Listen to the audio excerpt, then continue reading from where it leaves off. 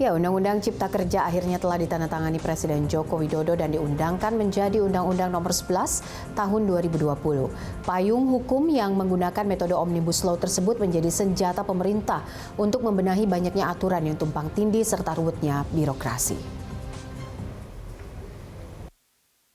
Presiden Joko Widodo akhirnya resmi menandatangani Undang-Undang Cipta Kerja pada Senin 2 November 2020, setelah sebelumnya disahkan DPR pada 5 Oktober 2020. Payung hukum ini menjadi Undang-Undang Nomor 11 Tahun 2020 tentang Cipta Kerja dan resmi diundangkan oleh Menteri Hukum dan HAM juga pada Senin 2 November 2020. Menkumham Yasona Lawli menyebut undang-undang ini adalah lompatan besar dalam sejarah hukum Indonesia dan menjadi terobosan kreatif dalam memajukan bangsa. Belait ini juga disebut sangat reformatif dan fenomenal karena untuk pertama kalinya Indonesia menggunakan metode Omnibus Law secara komprehensif untuk sebuah undang-undang. Ini menjadi senjata pemerintah membenahi banyaknya aturan yang tumpang tindih serta ruwetnya birokrasi. Presiden Joko Widodo secara resmi menandatangani naskah Undang-Undang Cipta Kerja pada tanggal 2 November 2020 menjadi Undang-Undang Republik Indonesia Nomor 11 Tahun 2020 tentang Cipta Kerja dan pengundangan dalam Lembaran Negara Republik Indonesia tahun 2020 nomor 245. Undang-Undang Cipta Kerja ini adalah undang-undang untuk seluruh rakyat dan Indonesia dan untuk masa depan Indonesia maju. Menteri Koordinator Bidang Kemaritiman dan Investasi Luhut Binsar Panjaitan usai rapat terbatas mengenai pemberdayaan ekonomi masyarakat berbasis perhutanan sosial pada 3 November 2020 menyebut bahwa Undang-Undang Cipta Kerja akan membantu Indonesia meluruskan yang tidak lurus. Itu Undang-Undang Cipta Kerja itu akan banyak sekali saya pikir membantu kita untuk meluruskan hal-hal yang tidak lurus. Apapun yang kita lakukan itu harus ada benefit ekonominya kepada masyarakat. Pemerintah menegaskan bahwa Undang-Undang Cipta Kerja dirancang untuk dapat mentransformasi ekonomi melalui pemangkasan regulasi yang tumpang tindih dan birokrasi yang ruwet, menghilangkan potensi korupsi perizinan, serta menciptakan kemudahan berusaha termasuk untuk UMKM, sehingga ujungnya akan mempermudah dan memperbanyak penciptaan lapangan kerja. Tim Liputan Berita 1, Jakarta. Ya, Undang-Undang Cipta Kerja telah melalui proses panjang sejak tahun lalu setelah resmi ditandatangani oleh Presiden dan diundangkan. Lalu what's next? Bagaimana progres pembuatan aturan turunannya dan bagaimana mengawal implementasinya agar benar-benar tepat sasaran? Kita akan membahasnya bersama tenaga ahli Kedeputian 3 Kantor Staf Presiden, Edi Priyono, Komisaris dan Ekonom Senior Indef Afiliani, serta Wakil Ketua Umum HIPMI Eka Sastra. Saya sapa semua narasumber saya, Pak Edi, Ibu Afi, dan juga Bang Eka. Terima kasih sudah bergabung bersama kami dalam Hot Ekonomi. Ya, terima kasih. Selamat sore. Mbak Popi, selamat sore. Baik, sudah disahkan, sudah diumumkan juga oleh Menkumham pada tanggal 2 November 2020 lalu. Saya ingin ke Pak Edi dulu. Undang-Undang Cipta Kerja didasari oleh background-nya bahwa supaya tidak ada aturan yang tumpang tindih, kemudian juga kita dapat meningkatkan indeks daya saing global kita, terutama untuk misalnya lebih friendly kepada usaha begitu ya, usaha dan juga ekonomi di Indonesia. Pak Edi, apa rencana ke depannya lagi? Pemerintah akan melakukan apa, terutama juga untuk undang-undang turunannya? Ya, jadi ya tentu saja setelah diundangkan ya mengimplementasikan ya, dan untuk mengimplementasikan itu kan perlu peraturan pelaksanaan, terutama ada Perpres dan ada juga peraturan pemerintah, dan Presiden sudah memberikan target bahwa berbagai peraturan pelaksanaan itu akan diselesaikan dalam waktu 3 bulan. Jadi kalau untuk jajaran pemerintahan ya mereka sedang bekerja saat ini. Sebagai contoh yang saya tahu persis untuk ketenagakerjaan itu ada 3 peraturan pemerintah yang digodok oleh Kementerian Tenaga Kerja sekarang bersama dengan stakeholder. Bahkan prosesnya sudah sejak mungkin 2-3 minggu yang lalu ya, itu sudah mulai, dalam arti diskusi-diskusinya sudah mulai, tapi memang sedang dalam proses. Oke, baik. Saya ingin minta tanggapan mungkin sebelum ke Ibu Afi, saya ingin minta tanggapan dari pelaku usaha yang Undang-Undang Cipta Kerja ini juga dianggap lebih friendly kepada pengusaha dan juga bisa menciptakan lapangan kerja baru begitu. Bang Eka, tanggapan Anda? Memang ini yang harapan kita dari dulu sebenarnya lahirnya undang-undang seperti ini, karena ini kalau mengikuti apa yang ada, kita kan dinobatkan sebagai negara dengan tingkat kompleksitas bisnis yang tertinggi yang baru-baru ini. Nah, itu juga sangat menyulitkan kami dari sisi pengusaha, karena untuk memulai usaha dan perizinan-perizinan itu sangat panjang, belum lagi di antar kementerian, kemudian antara pusat dan daerah, sehingga kita tidak tahu, tidak ada kepastian berapa lama proses perizinan dan kemudian berapa lama kita bisa membuat usaha tersebut bisa berjalan.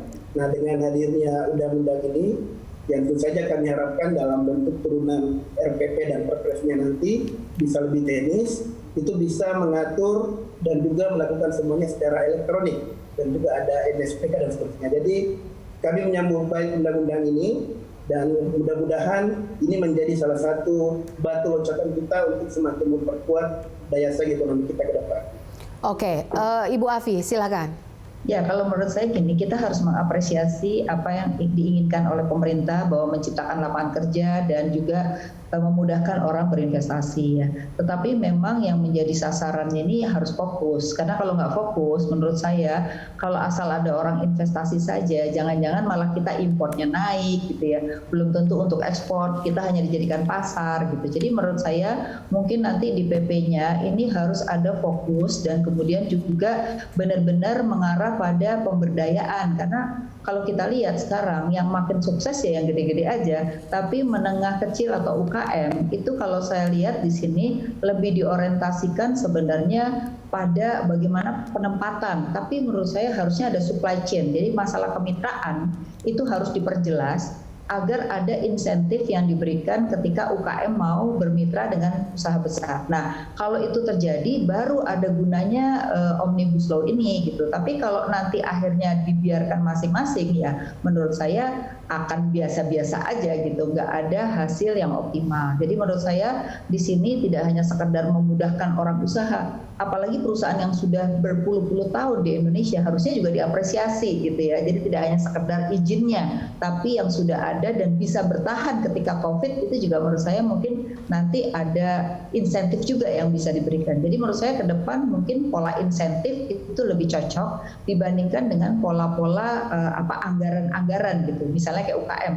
Nanti itu mereka nggak perlu anggaran yang akhirnya setiap departemen punya anggaran UKM. Mestinya kalau dengan insentif itu dengan sendirinya mereka akan berkolaborasi gitu. Jadi saya lebih melihat nanti di dalam PP-nya ini harus lebih berorientasi dengan kebutuhan ekonomi kita. Karena pernah di masa lalu ya kita pengennya asal ada investasi masuk, akhirnya apa yang terjadi? Importnya makin naik gitu ya. Lalu tidak juga orientasi pada ekspor. Jadi kita cuma dijadikan pasar gitu. Nah ini juga harus dipikirkan ya. Nah yang ketiga, ini kalau kita lihat ada tren di mana banyak perusahaannya asing di luar, tapi marketnya di Indonesia gitu. Contohnya misalnya kayak Netflix gitu ya, yang dapat untung banyak di sana gitu. Tapi kita nggak bisa ngenain dia pajak, yang kena pajak ya orang kita juga 10% gitu. Nah ini yang menurut saya nanti kerjasama antar negara ini menurut saya harus diurus. Karena kalau kita nggak mengurus kerjasama antar negara, percuma aja kita bikin investasi, jadi cuma pasar di Indonesia. Gitu Mbak Popi. Oke, baik. Saya ingin tanggapan dari Pak Edi soal pola-pola insentif yang dirasa lebih pas begitu. Apakah ini mungkin kita lakukan dan bagaimana secara technically mekanisme ke depannya supaya permasalahan yang ruwet ini soal misalnya investasi, perizinan ini bisa segera teratasi. Silakan Pak Edi. Baik, Pak. Yang disampaikan Mbak Afi itu betul ya, dan itu sudah menjadi perhatian pemerintah khususnya Bapak Presiden ya, dalam beberapa kali rapat kabinet tuh beliau menekankan hal itu, dan dalam Undang-Undang Cipta Kerja juga seperti itu. Jadi sebenarnya tumpang tindih regulasi itu satu hal ya, tapi punya itu loh isi Undang-Undang Cipta Kerja itu. Nah, tapi memang yang dibidik yang terutama adalah tumpang tindih regulasi. Saya kasih contoh begini.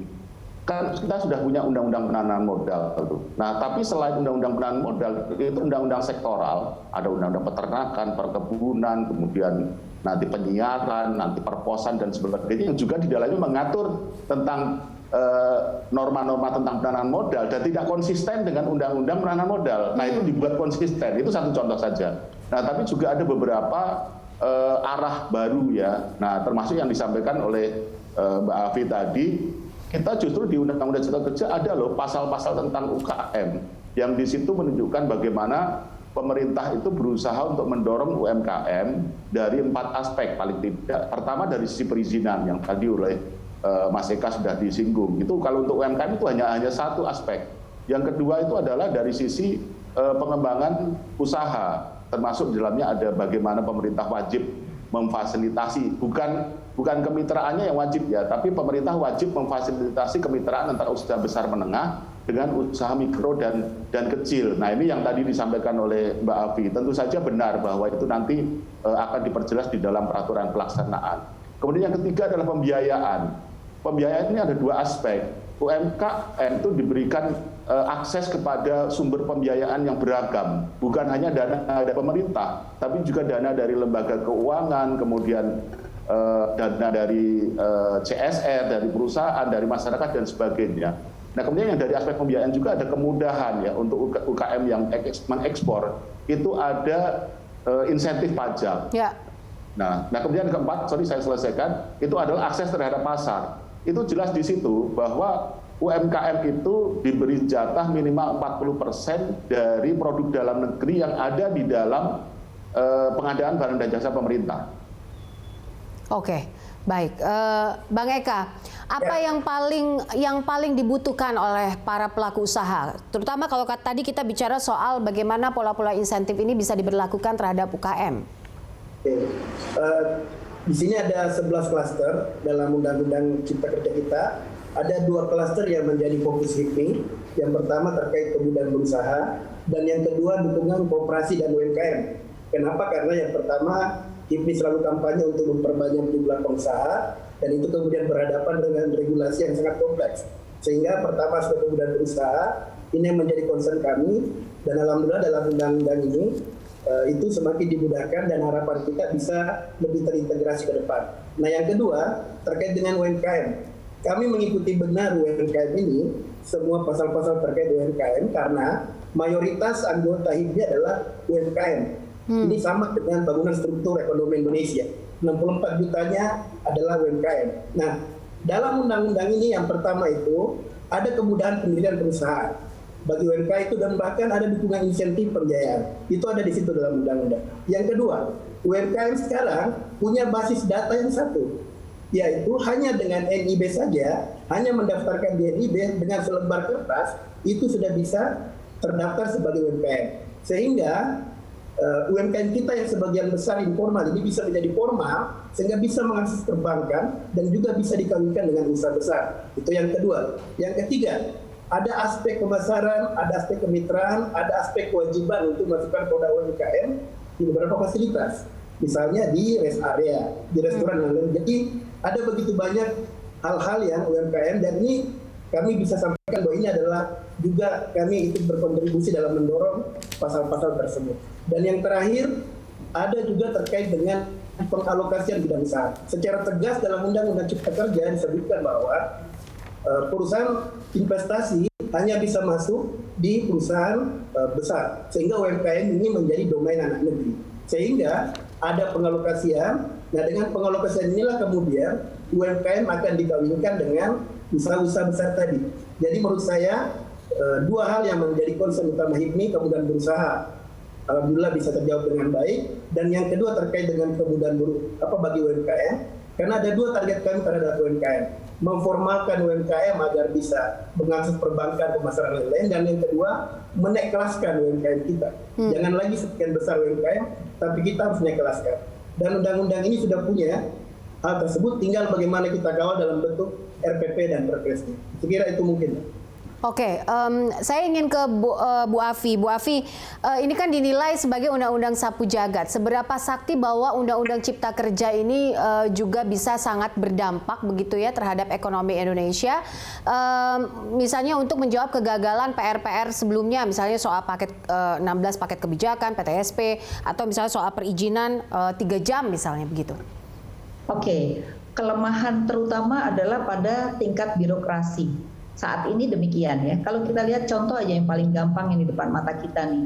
Dana PEN yang 695 triliun, uangnya ada. Masalahnya ketika implementasi itu modelnya adalah normal. Padahal ini kan kondisi tidak normal. Makanya 3 bulan baru keluar sampai 45%. Nah, saya agak khawatir nanti setelah keluar PP-nya itu ternyata birokrasinya tidak siap, pada akhirnya juga nggak jalan gitu. Jadi problemnya di situ. Misalnya Undang-Undang UKM yang tahun 2008 itu saya udah baca bagus banget gitu. Sebenarnya nggak perlu ada omnibus law pun UKM itu sebenarnya kalau dijalani sesuai undang-undang udah jalan, Mbak. Masalahnya ketika itu sudah diundangkan tahun 2008 sampai sekarang belum dijalankan, misalnya soal kemitraan gitu ya.